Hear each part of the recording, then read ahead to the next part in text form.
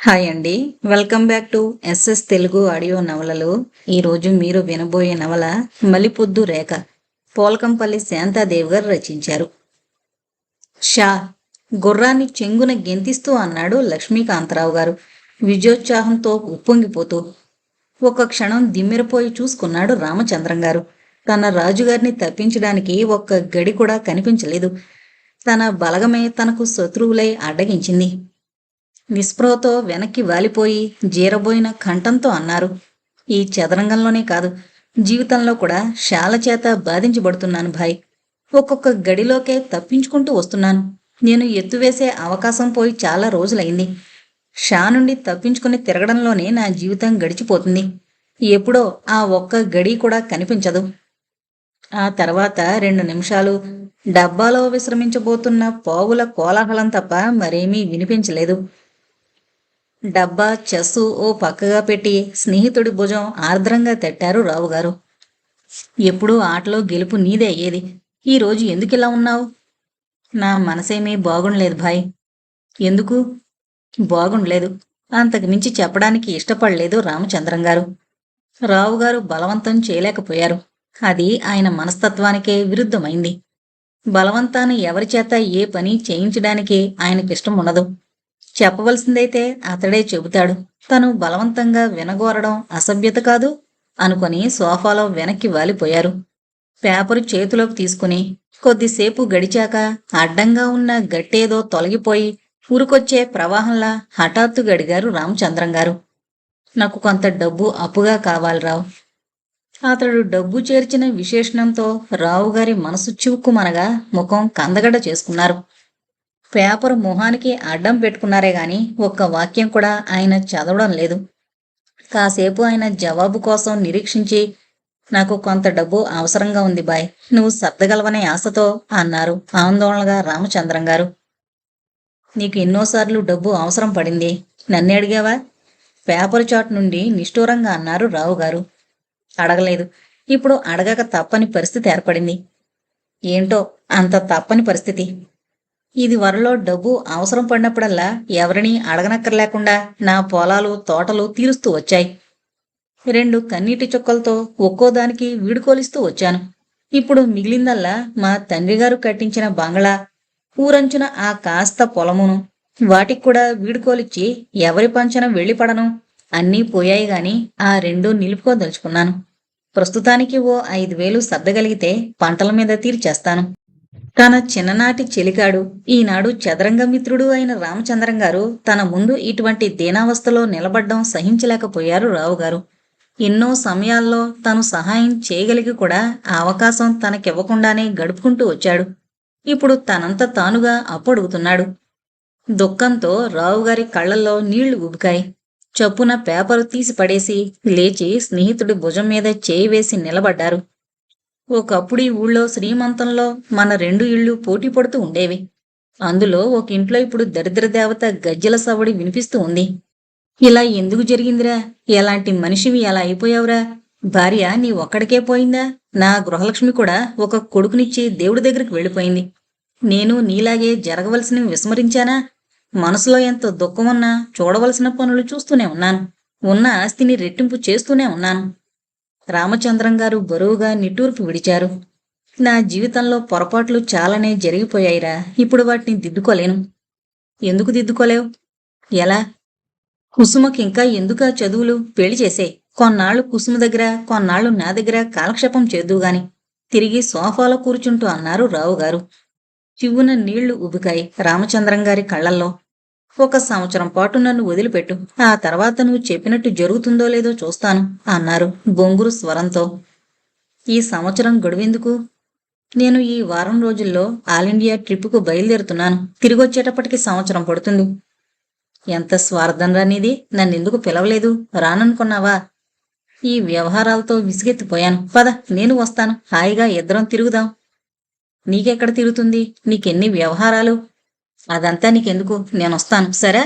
దృఢ నిశ్చయంతో అన్నారు రావుగారు. నేను ఒక్కడిని వెళ్ళడం లేదు. నాతో కుసుమను తీసుకుని వెళుతున్నాను. ఏం మనిషివిరా?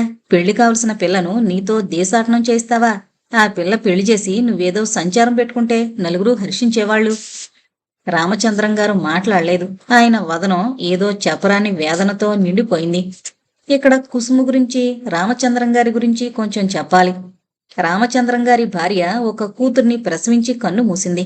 భార్యను ఎంతో అపురూపంగా ప్రేమించే రామచంద్రం గారు ఆమె మరణంతో పిచ్చివాళ్లు అయిపోయారు. ఎల్ఎల్బి చదవడం ఆపేసి పిల్ల ఆలనా పాలనా చూస్తూ ఇంటి దగ్గరే ఉండిపోయారు. చాలా విషయాల్లో అనాసక్తి ఏర్పడింది. బంగారం లాంటి పొలాలు ఒక్కొక్కటే చేయి దాటిపోయాయి. కుమార్తె కుసుమసుందరి పెరిగొచ్చాక చదువు కోసం హైదరాబాదులో మేనత్త వరసైన ఒక ఆవిడ దగ్గర ఉంచారు. 5-6 ఏళ్లుగా ఆ పిల్ల ఇటు రావడమే లేదు.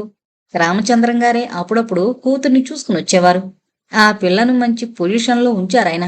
తన స్వంత ఖర్చుల కింద నెలకో 500-600 ఖర్చు పెడుతుంది కుసుమ. మేనత్త విశాలక్షి సరే సరే, రామచంద్రం గారు పంపే డబ్బుతో ఆమెకు సగం సంసారం గడిచిపోతుంది.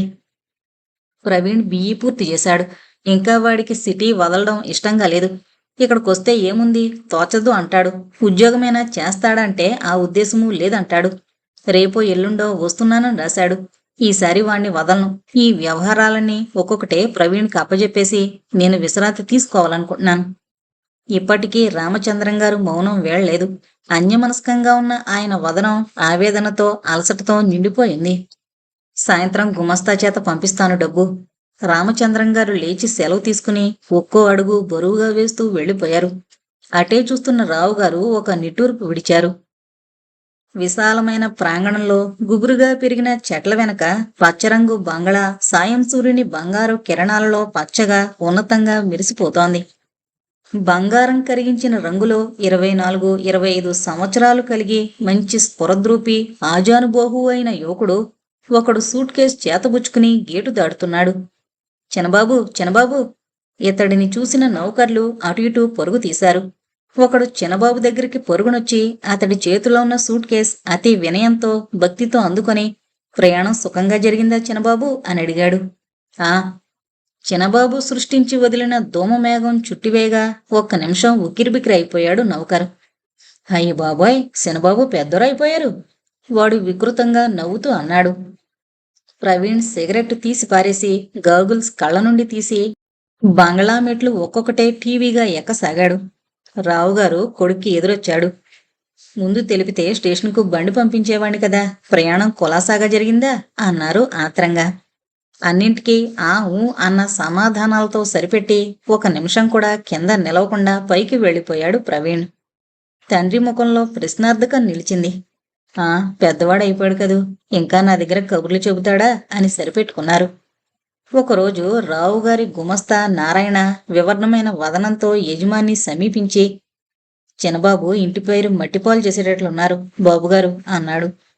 ఏం చేశాడు? రావుగారు ఆందోళనగా అడిగారు. తోట దగ్గర పెద్ద అల్లరైంది బాబు. ఎల్లడి కూతురు లేదు, సీతి. దాని కొంగుపట్టి లాగాడట చినబాబు. దాన్ని తల్లి చూసింది. చినబాబుని ఏమీ అనలేక కూతుర్ని పట్టుకుని తన్నేసింది. చుట్టుపక్కల చేల మందంతా అక్కడే పోగయ్యారు. ఎంత సిగ్గుచేటైన సంగతి! రావుగారి ముఖం కోపంతో అసహ్యంతో నిండిపోయింది. కొడుకు ఇంటికొస్తూనే తోట దగ్గర అల్లరైందట, ఏం సంగతిరా అని అడిగారు రావుగారు. అల్లరి సంగతి చెప్పిన వాళ్ళు ఏం సంగతో చెప్పలేదా?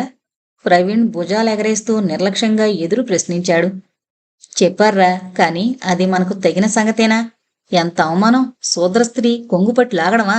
ఇన్నాళ్ళ నీ చదువు సంస్కారం ఫలితం ఇదా? కోపంతో ఆవేశంతో ఆయన కంఠం వణికింది. నేను కొంగుపట్టి లాగలేదు. అది నా మీద పడొస్తే ఏం చెయ్యాలి? మగవాణ్ణి కదూ, తల్లి చూసిందన్న భయంతో నేను కొంగుపట్టుకు లాగానని అది అబద్ధాలాడుతుంటే నాదా తప్పు? అంత నిర్లజ్జతో సమాధానమిస్తున్న కొడుకును చూసి నివ్వెరపోయారు రావుగారు. చిన్న కులంతో సహవాసం చేస్తే ఇలాంటి ఫలితంగా ఇంకేం వస్తుంది? ఆ తర్వాత జరిగిన ఒక్కో సంఘటన ఒక్కో పిడుగుపాటయింది రావుగారి ప్రాణానికి. ప్రవీణ్ తల్లిది అపరూపమైన సౌందర్యం.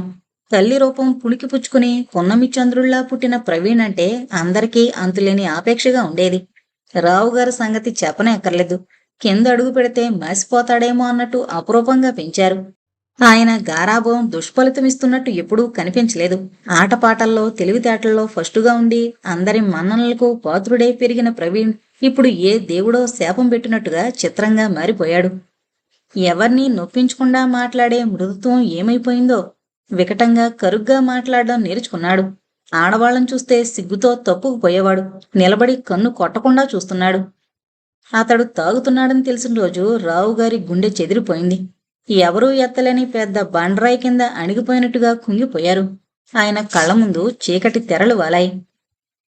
పోస్ట్ మ్యాన్ అందించిన కవర్ మీద ఫ్రమ్ అడ్రస్ చూశాక అది విప్పి చూడకుండా ఉండలేకపోయారు రావుగారు.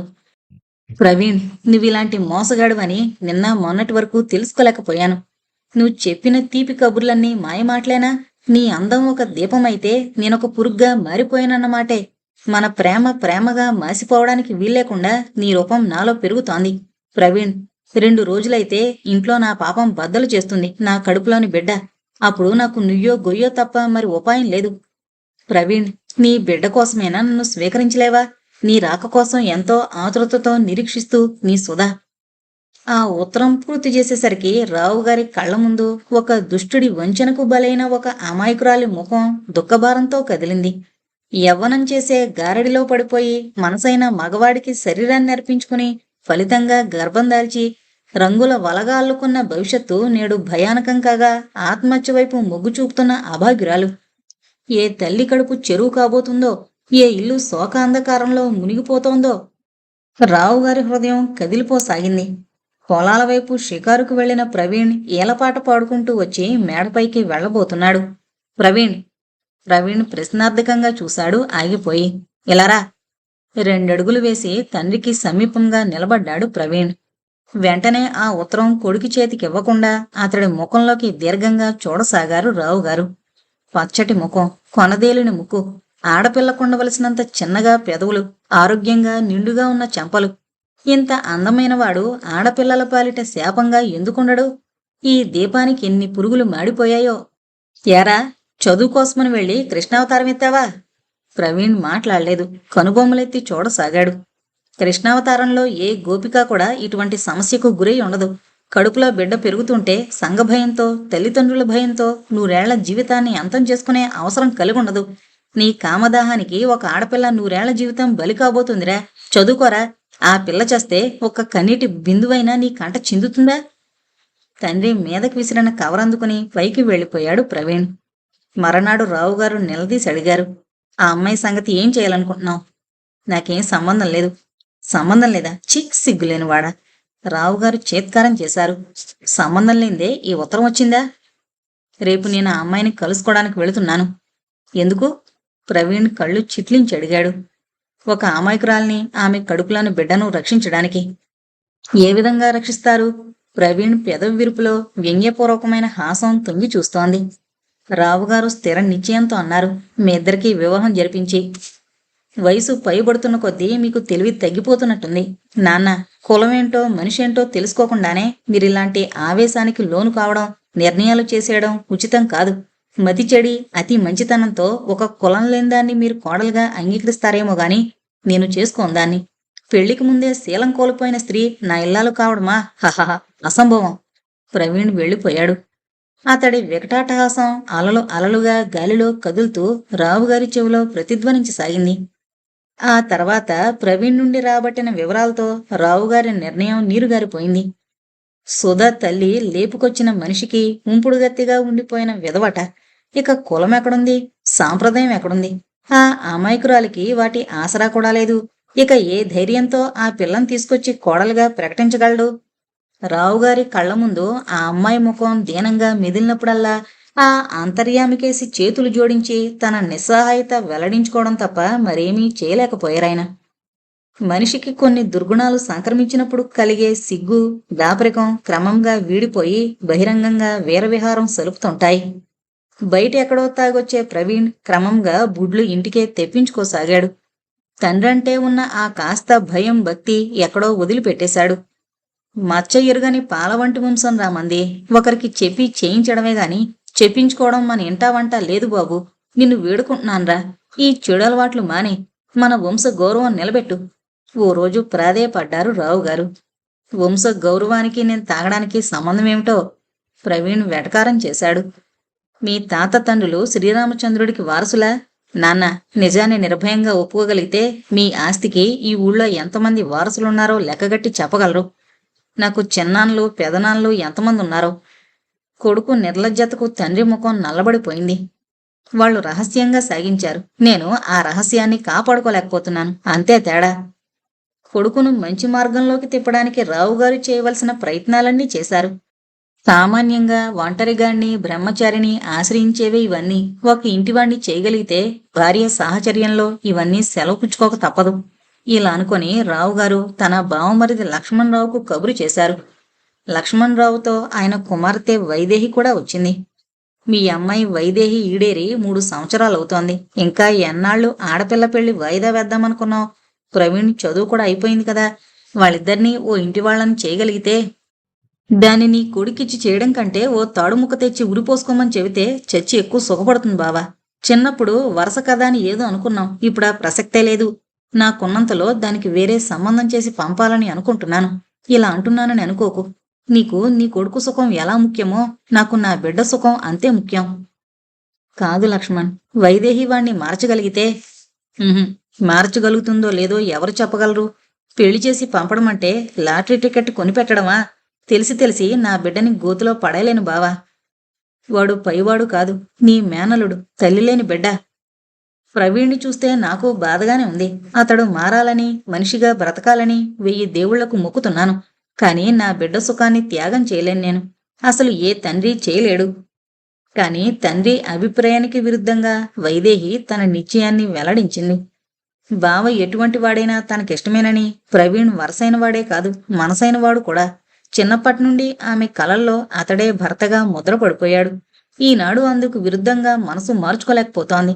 అతడు స్త్రీ లోలుడైనా, తాగుబోతైనా తన అందచందాలతో, తెలివితేటలతో అతడిని మార్చి తన కనుసన్నల్లో నిలుపుకోగలన్న పిచ్చి నమ్మకం ఆమెకుంది. ఆమె నిశ్చయం విన్న తర్వాత మేనమామ ముఖం ఆనందంతో విప్పారితే తండ్రి ముఖం వెలవెలబోయింది. ఏదో వారించబోయేంతలో బావగారి చూపులు జాలిగా ఆయన నోటిని బంధించాయి. బావా, గదిలో వెలుగుతోన్న పచ్చలైటు వెలుతురులో ప్రవీణ్ కన్నులు నిషాతో విచ్చుకున్నాయి. ఏంటి వైదేహి అన్నాడు, అరచెయ్యి తల కాంచుకుని ఒత్తిగిల్లి పడుకుంటూ. అరమొడుపులు చేసి చూస్తున్న అందమైన ఆ కళ్ళ మీద వంగి ముద్దు పెట్టుకోవాలనిపించింది వైదేహికి. విశాలమైన ఆ వక్షంలో తలదాచుకోగలిగితే ఎన్ని కష్టాలైనా చిరునవ్వుతో భరించగలను అనిపించింది.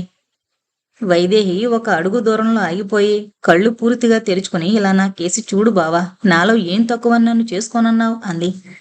ఒక మగవాడి ముందు నిలబడి అందాన్ని పరీక్షకు పెట్టే దుర్గతి నీకెందుకు వైదేహి? నిన్ను ఎవరైనా కళ్ళకు అద్దుకుని చేసుకుంటారు. నీ కళ్ళకు మాత్రం అద్దుకోవడానికి అనర్హురాలన్నమాట. అనర్హత నీది కాదు, ఆ కళ్ళదే. ఆ కళ్ళు ఎటువంటివైనా ఆ కళ్ళను నేను ప్రేమించినట్టుగా ఎవరూ ప్రేమించలేరు బావా. ఏం నీ ధైర్యం? నీ అందం మీద, తెలివితేటల మీద ఉంచుకున్న నమ్మకమేనా? అయితే నువ్వు తప్పకుండా మోసపోతావన్నమాటే. ఈ 2 అస్థిరమైనవే.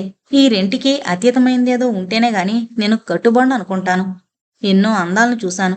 ఎందరి తెలివితేటలలో తలకిందులు చేశాను. ఎక్కడా నా మనసు స్థిరపడలేదు. ఈ మనసు మీద అధికారం చెలాయించగల పట్టప్రాణి నాకెక్కడా తటస్థపడలేదు. పకపకా నవ్వింది వైదేహి. పట్టప్రాణి అంటే నెత్తిన కిరీటం పెట్టుకుని ఎదురు పడుతుందనుకున్నావా? ఆ పట్టం ఎవరికో ఒకరికి కట్టి చూడరాదా? నీ మనసు మీద అధికారం చెలాయిస్తుందో లేదో, నిన్ను నీ పరివారాన్ని ఆజ్ఞాపించి నడిపిస్తుందో లేదో నీకు తెలిసొచ్చేది. ప్రవీణ్ హఠాత్తుగా గాంభీర్యం దాల్చాడు. వైదేహి, నువ్వు కోరినవాడితో నీకు వివాహం జరగదనుకో, నువ్వు జీవితాంతం కన్నిగా ఉండిపోగలవా అన్నాడు వైదేహి కళ్ళల్లోకి గుచ్చి చూస్తూ. ఆ గేలం సూటిగా వైదేహి గుండెల్లోనే గుచ్చుకుంది. తల అడ్డంగా తిప్పి, నేను ప్రేమించినవాడు నన్ను స్వీకరించకపోతే అతడి కోసం ఈ జీవితాన్ని నిరర్ధకంగా మిగిలిపోనివ్వను బావా. అందరూ నడిచిన దారిని కాక నాకొక కొత్త దారి ఎలా ఏర్పరచుకోగలను? అందరూ ఆడపిల్లల్లాగే నేను తల్లిదండ్రుల మాట వింటాను. వాళ్ళ ఇష్టానుసారమే పెళ్లి చేసుకుంటాను, పిల్లలను కంటాను అంది వణికే కంఠంతో. అది సరే, అతడిని మనస్ఫూర్తిగా ప్రేమించగలవా? ప్రేమించాలి. ప్రేమించకపోతే పాపపు గుట్ట ఓ పక్క పోగుపడుతుంది. సాంప్రదాయం, నియమాలు, సంఘధర్మం వీటిలో ఒదిగిపోయిన నీ ప్రేమ నన్ను రక్షించలేదు వైదేహి. అందుకే నేను పెళ్లి చేసుకోనన్నాను. మంచిది బావా. రోషంతో కింద పెదవి పంటి కింద పడింది. కన్నీరు నిండిన కళ్ళు తళుక్కుని మెరిశాయి. ఒకరోజు పొద్దున్నే మీతో మాట్లాడ్డానికే పట్నం నుండి ఎవరో సేటొచ్చారు బాబుగారు అని చెప్పాడు నౌకరు. నాకోసమా? రావుగారు ఆశ్చర్యంతో కిందకి దిగారు. సోఫాలో కూర్చునున్న సేట్ లేచి సవినయంగా వందనం చేశాడు. ప్రతివందనం చేసి కూర్చుంటూ, మీరొచ్చిన పని అన్నారు రావుగారు. సేటు బ్యాగులోంచేవో కాగితాలు తీసిచ్చాడు. అవి చదువుకున్న రావుగారి ముఖం పాలిపోయింది. ప్రవీణ్ ఇతడి దగ్గర 10,000 అప్పు తీసుకుని రాసిచ్చిన పురోనోటది. 10-15,000 చేజిక్కించుకుని పట్నం ఉడాయించే ప్రవీణ్ నెల 2 నెలల తర్వాత ఖాళీ చేతులతో తిరిగొచ్చేవాడు. క్రమంగా రావుగారు కొడుకు చేతికి డబ్బు అందకుండా చేయడంతో అతడి పని చేసి కూర్చున్నాడు.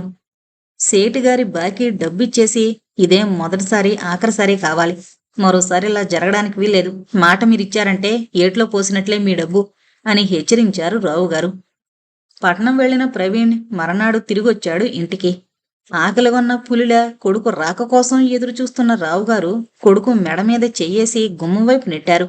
ఇక ఇంట్లో నీకు చోట్లేదురా నీచుడా, వెళ్ళు, ఎక్కడికైనా వెళ్ళిపో, నీ ముఖం నాకు మళ్ళీ చూపించకుండా వెళ్ళిపో. మళ్ళీ ఇంట్లో అడుగు పెట్టావో కన్న కొడుకును హత్య చేసిన వాణ్ణవుతాను. నిన్ను తుపాకీతో కాల్చి చంపి నేను కాల్చుకు చేస్తాను అన్నారు నిప్పులు కక్కుతూ. తండ్రి ముఖంలోకి కొద్ది క్షణాలు నిశ్చలంగా చూసిన ప్రవీణ్ తల ఎగరేసి, వస్తానన్నగారు అని గిరుక్కున వెనుతిరిగి గబగబా వెళ్ళిపోయాడు. రావుగారు సోఫాలో కుప్పకూలిపోయారు. కొన్ని మాసాల తర్వాత యాత్ర నుండి తిరిగొచ్చారు రామచంద్రం గారు. ఆయనతో కుసుమ కూడా వచ్చింది. స్నేహితుడి ఆగమనంతో పోగొట్టుకున్న పెన్నిదేదో తిరిగి పొందినట్టుగా సంబరపడ్డారు రావుగారు. కొన్ని నెలల తర్వాత ఉత్సాహంగా చదరంగం పరిచి పావులు 2 వైపులా తనే నిలబెడుతూ, నేను చెప్పిన మాట గుర్తుందా అన్నారు. గుర్తుంది, ప్రయత్నాలు మొదలుపెట్టు మరీ. కొంచెం ఊపిరి తీసుకొని కుసుమ అభిప్రాయం కూడా కనుక్కోవాలి కదా. కొన్ని వారాల తర్వాత ఇదే విషయమై ఇద్దరి మధ్య సంభాషణ జరిగింది. కుసుమ వివాహానికి సుముఖంగా లేదురా, నిస్పృహధ్వనించే కంఠంతో అన్నారు రావుగారు. ఎందుకు? ఆశ్చర్యంతో అడిగారు రావుగారు. జీవితమంతా బ్రహ్మచారిణిగా గడపడానికి నిశ్చయించుకుందట. ఎంత చెప్పినా వినడం లేదు. ఏం చేయను? అదేంటో నేను కనుక్కుంటానండు. ఒక సాయంత్రం రావుగారు కుసుమను కలుసుకుని మాట్లాడారు. కుసుమ సుందరిని 10 ఏళ్ల పిల్లగా చూశారాయన. ఇప్పుడు ఎంతో పెద్దదైపోయింది. తొణికిసలాడే నిండు యవ్వనం, గులాబీ పువ్వుల సుకుమారమైన తనులత, విశాల నేత్రాలు. కాని ఆ వయసులో ఉండవలసిన ఉత్సాహం, సంతోషం ఆ పిల్ల ముఖంలో కనిపించలేదు. నాన్నకు నువ్వు తప్ప ఎవరున్నారమ్మా అన్నారు ఉపోద్ఘాతంగా. ఉన్నారనుకుంటే అందరూ ఉంటారు మావయ్య, లేరనుకుంటే నేను కూడా ఉన్నాను. ఆ పిల్ల నోట ఇంత పెద్ద మాట విని అదిరిపడ్డారు రావుగారు. ఈ వయసులో నీకుండవలసింది వైరాగ్యము, వేదాంతము కాదమ్మా. అన్నీ అనుభవించి చెప్పేవాటికి ఒక విలువ ఉంటుంది గాని ఉత్తుత్తి మాటలకు విలువేమీ ఉండదమ్మా.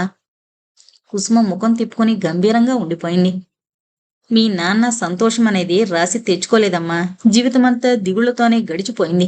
ఈ వృద్ధాప్యంలో మనవలతో, మనవరాళ్లతో కూతురి పచ్చని సంసారం చూస్తూ ఆనందంగా గడిచిపోగల అవకాశం నువ్వు కల్పించడానికి బదులు అతడి గుండెల మీద కుంపట్ల నువ్వు అవివాహితగా ఉండిపోవడం ఎవరూ హర్షించని పని. ఈ శేష జీవితంలో కరదీపికవు నువ్వు కావాలి కుసుమ. కుసుమ దీనికి కూడా మాట్లాడలేదు. స్తబ్దంగా ఎటో చూడసాగింది. నువ్వు మాట్లాడకపోతే నేను ఏం మాట్లాడేది కుసుమ? క్షమించు మావయ్య. కుసుమ లేచిపోయింది. రావుగారు హతాశులైపోయారు. ఈ పిల్ల ధోరణి నాకేమీ అంతుపట్టడం లేదురా అన్నారు స్నేహితుడితో. కర్మరా. రామచంద్రం గారు నుదురు కొట్టుకున్నారు. కుసుమ తండ్రి దగ్గరే ఉండిపోయింది. ఎక్కడికి బయటకొచ్చేది కాదు. ఇంట్లో పని మనుషులకు ఆ కుటుంబంతో సన్నిహిత పరిచయం ఉన్న రావుగారు లాంటి ఒకరిద్దరికి తప్ప కుసుమ ఎలా ఉంటుందో చూసే అవకాశం కలగలేదు ఎవరికి.